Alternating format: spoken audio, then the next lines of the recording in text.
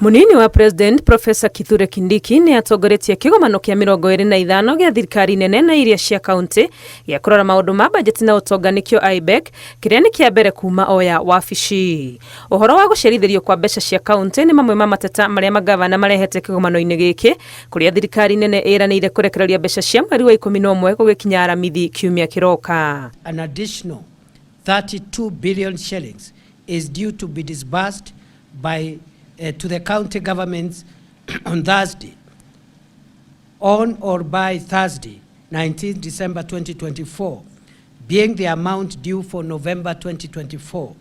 Further, that the National Treasury prioritizes disbursement of arrears accruing to the Equalization Fund.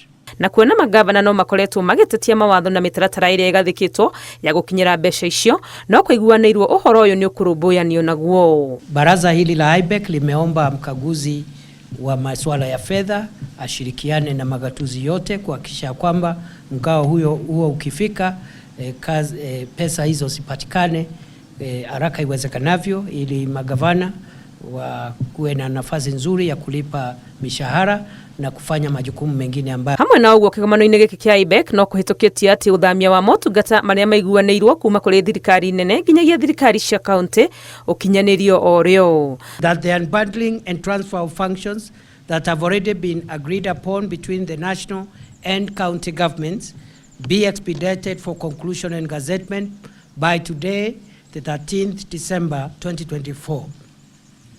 And that sectoral engagements be immediately undertaken to bring to resolution all other functions which are pending consensus.